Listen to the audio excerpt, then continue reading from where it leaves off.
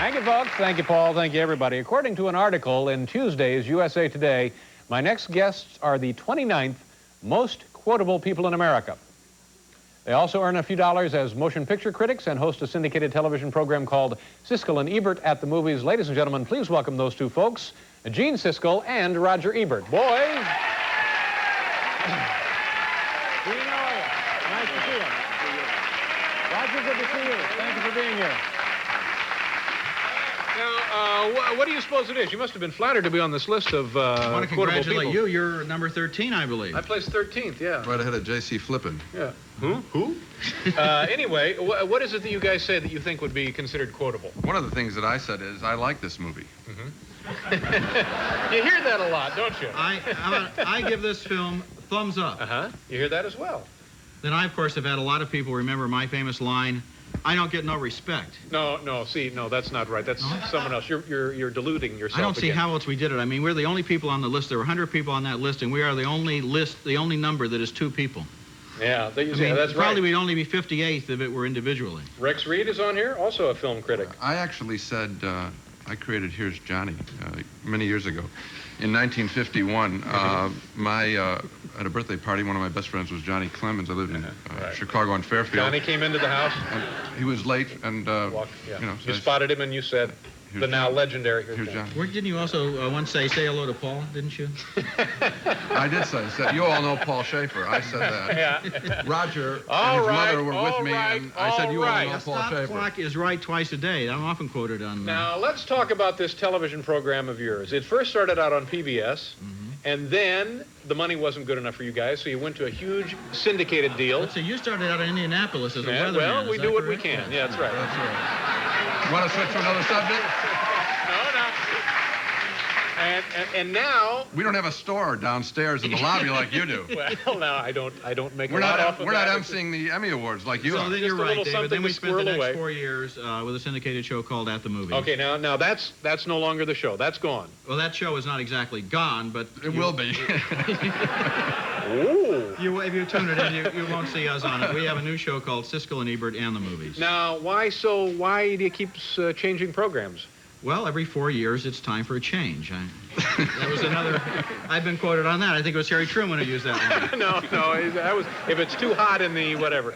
Now, does this have something to do with one of you guys not working for the paper that you used to work for? Gene, Chicago Tribune? I still work for the Chicago But not Tribune. as their film critic. I work as listen, I got an elevated title. I'm the syndicated film columnist for the Chicago Tribune. So is that good? and it carries... I think it's good. Yeah. I'm doing it. It carries less prestige and not as much money. You can certainly say that for it. So now that's the reason now that you're not... Actually, I can say what Gene can't say. You see, our previous show was syndicated by the Tribune Company, and so when we left the Tribune Company, I can say, I don't think Gene would necessarily even vocally agree with us. They'd have him classified. The Tribune was mad at him.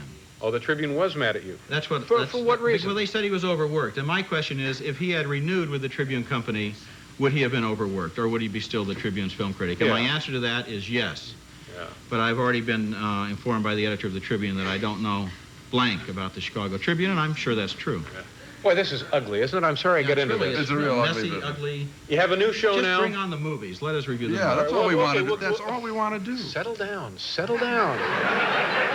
We'll get to the films in a second. Now, first of all, tell me about the new show. The new show. It's going to be same thing. We're going to be arguing about the movies. But now, who produces this one? But basically, it's the same format.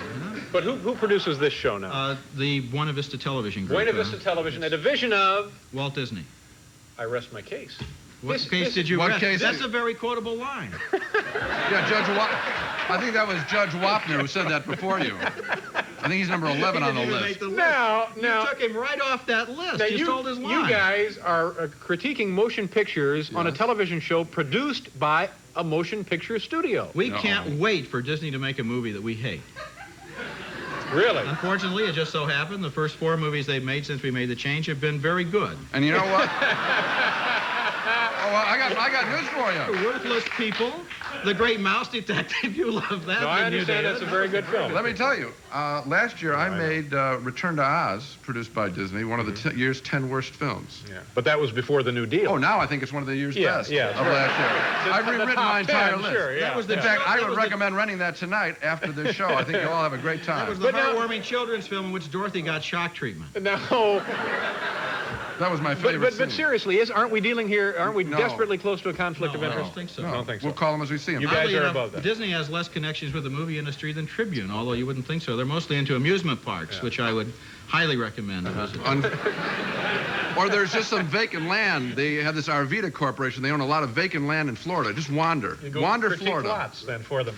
See, but you know, there's been so many combinations in the media field. This is unfortunate that if you were to carry out your theory, one of the finest critics in the United States, David Denby, who works for the New York Magazine, would have to retire because his publication is owned by Rupert Murdoch, who also owns 20th Century Fox Television. Now, what's he supposed to do? What's he supposed to do? He's a great guy. We've been movie critics for almost 40 years, if you add it up, and we're just used to basically talking about how we feel about the movies. We got to get to these films. We're almost out of time, so we got to get to these films. Okay. There's a lot of these shows now, a lot of these critic shows, aren't there? Clones. There's about 4 or 5 of them, isn't there? We're kind of like the IBM PC, and you know.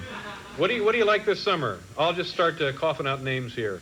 Shanghai Surprise. Have you guys seen that one? I saw it. How is that? That's Sean Penn and Madonna. Awful. Here are 2 very contemporary performers.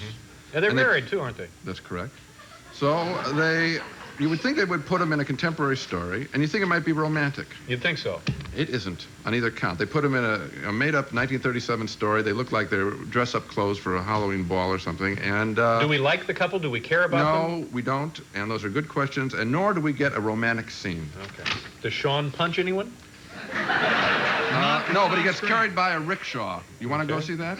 Heartburn. What did you guys think of Heartburn? Real disappointment. Here you have 2 of the best actors in the movies, Jack Nicholson and Meryl Streep.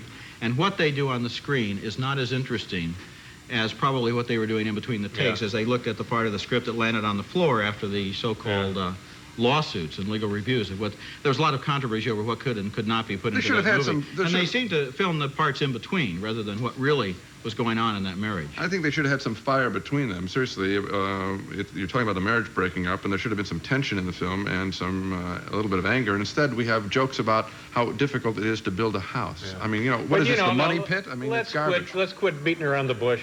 The real problem is Meryl Streep can't act. No! It's a joke. It's a joke! You also... For that matter, Sean Penn is a wonderful actor. It's a joke! Sometimes they get in the wrong movie with the wrong script. I think that's one of the lines you're also very famous for. That's right. I'm quoted. He coined that line. It's a joke. Right. You use that quite often. I'm sorry we're out of time. We got to screwing around with this other nonsense. We're out of time. I've heard that before. Yeah, well, but thank you for stopping by. The new program begins when? When's it begin? The weekend of the 20th. And what are you going to... you don't know if September. you're going to have one. That probably do you? No. We got to go. I'm sorry, Gene. I'm sorry. Nice to see you. Gene Siskel. Roger Ebert. We'll be back close to Katie Lang.